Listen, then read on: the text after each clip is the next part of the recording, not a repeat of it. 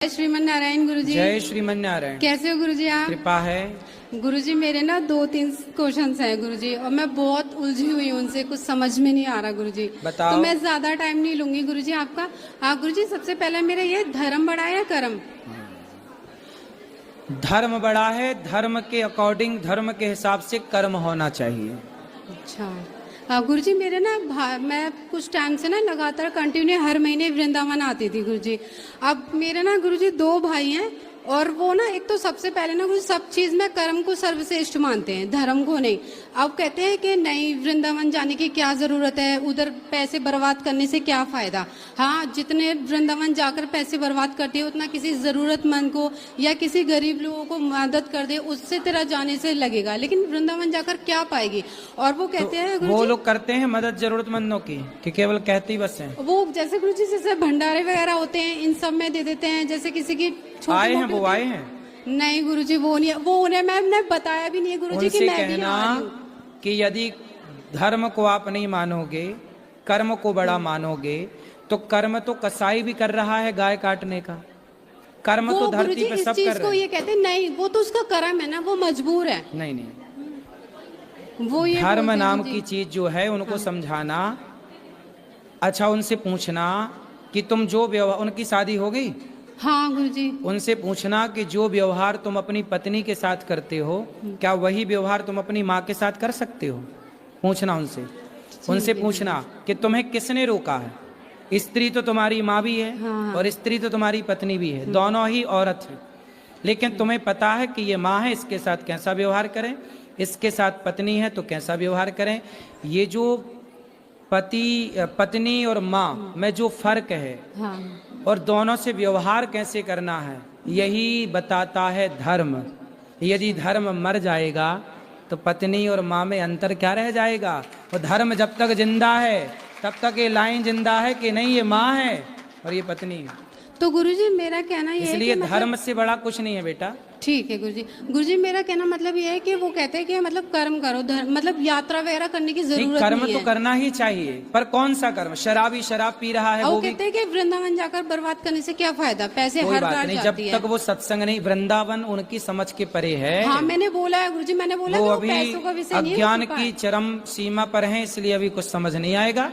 जब कभी भगवान कृपा करेंगे तो सब समझ आएगा। तो गुरुजी एक और है मेरा गुरुजी प्लीज, जैसे गुरुजी कुछ लोग ऐसे हैं जो भगवान को नहीं मानते गुरुजी, मैंने उनको ना आपके माध्यम से कई बार समझाने की कोशिश की है गुरुजी, तो वो लोग कहते हैं कि नहीं, मतलब जिस पे भगवान की कृपा होती ना उन्हीं को जल्दी समझ में आता है, और जिन पे कृपा नहीं होती उनको समझ में। मैंने बोला कि ठीक है वो बात ठीक है, लेकिन कई बार अपना मन को लगाना पड़ता है ना जबरदस्ती। तो कहते हैं कि नहीं नहीं, वो ना ऐसा कुछ नहीं, जब तक गुरु की और भगवान की कृपा नहीं होगी तब तक कुछ हो ही नहीं सकता। तेरी जिंदगी में गुरु आ चुके हैं इसलिए तुझे कृपा हो गई है, और इसलिए तू ऐसा बोल रही है। क्या सही है? सही है। अच्छा। वो सही है। जब तक जो लोग विमुख हैं भगवान से, तो फिर गुरुजी उन्हें समझाना वेस्ट सब नहीं। समझाओ, अपना कर्तव्य हम करें। हाँ। लेकिन आप समझा ही सकते हैं, हम समझा ही सकते हैं, बाकी कौन सन्मुख आएगा ये तो प्रभु ही तय करेंगे। हाँ। इसलिए ठीक है, ज्यादा परेशान होने की जरूरत नहीं है। ठीक है, सबको समझाते चलो, बाकी कोई माने ना माने फिर भी प्रसन्न रहो। ठीक है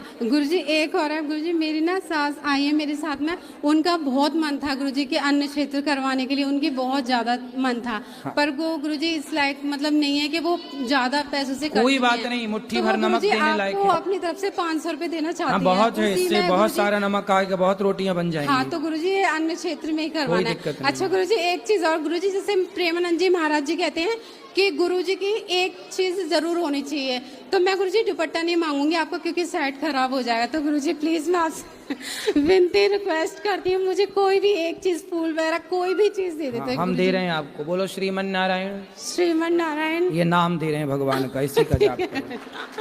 ठीक है गुरुजी। भैया एक मिनट, भैया इसको बोलो। राधे राधे गुरुजी। राधे राधे बेटा। जय श्रीमन नारायण। जय श्रीमन नारायण। गुरुजी ये एक सवाल पूछ रहा था मुझसे घर पे, कह रहा था कि मम्मा गुरुजी बोलते हैं कि भगवान भगवान है, मूर्ति नहीं है, तो फिर गुरुजी आरती के समय ये क्यों गाते हैं कि मन में बसाकर तेरी मूर्ति? इसने मुझसे पूछा था, मैं कुछ जवाब नहीं दे पाई गुरुजी। वो तो भाव है बेटा भगवान का ना, जैसे आपकी मूर्ति है, भगवान की मूर्ति को ये एक भाव लिखी गई लाइनें हैं, क्योंकि भगवान तो शब्दों से परे है ना।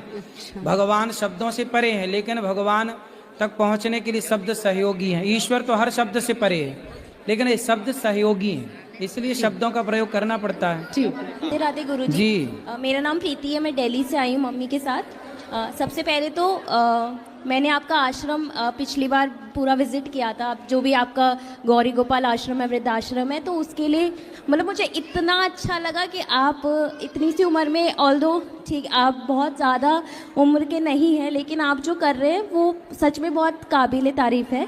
और मुझे दिल से बहुत अच्छा लगा आपकी गौ सेवा, वृद्धाश्रम में जो सेवा है माताओं की, और लड्डू गोपाल जी की, और पूरे समाज की आप सेवा कर रहे हैं।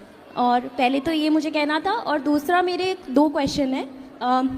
मैं प्रोफेशन से चार्टर्ड अकाउंटेंट हूँ, तो लड्डू गोपाल जी को मतलब मैं अपने सखा रूप में और ईष्ट रूप में पूजती हूँ, सही है। ठीक है। लेकिन ये है कि ऑफिस के चक्कर में, क्योंकि बहुत मुझे काम रहता है और मैं एकदम बहुत ज़्यादा सेवा नहीं कर पाती।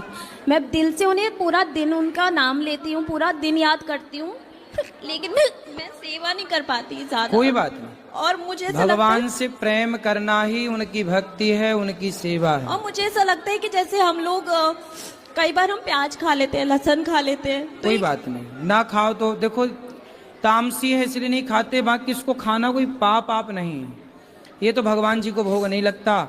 इच्छा है किसी की नहीं खाने की तो नहीं खाए, किसी की इच्छा खाने की है तो वो अपने हिसाब से अब मैं देखे। राधा रानी जी के पूरे 28 नाम, मतलब जो भी जो हमारे गीत गोविंद है, मैं मुझे मतलब कंठास्ट है, बोलने के लिए बता रही मैं, मतलब मैं जो मेरे से बन पड़ता है मैं खुशी से करती हूँ, लेकिन सही है। इसमें कोई पाप तो नहीं ना कि ये गुरु मंत्र से ही होगा। ना ना ना, मंत्र अपना जपो, ये तो स्तोत्र हैं और हाँ। गीत हैं, तो ये आप बढ़िया गाओ, कर सकते हैं। बिल्कुल। और दूसरा ये है कि कोविड के बाद मतलब हमारे घर में हम कहीं गए नहीं थे, लेकिन गली की जो है छोटी डॉग थी ना, बिच जो होती है, तो वो हमारे घर में आई, उसके बाद उसने बच्चे दे दिए।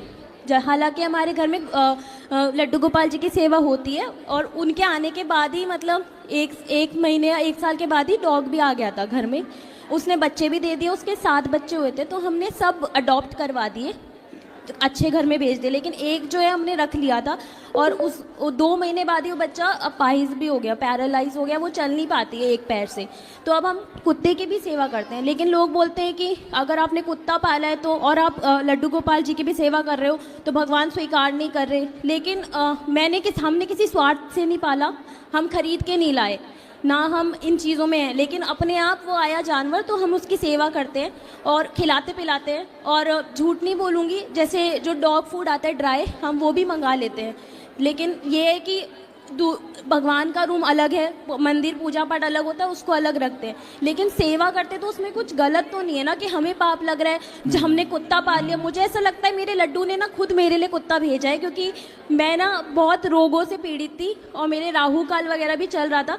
वो मेरे सखा हैं, उन्हें पता था कि मुझे क्या सेवा करनी चाहिए, तो शायद उन्होंने खुद ही मुझे मेरे लिए उसको भेजा। और आप मानेंगे नहीं, जब से वो आई है ना मेरे सारे रोग हट गए। राहु काल मैंने स्वार्थ से नहीं पाला, मन से किया, मम्मी करते सब करते। सही है।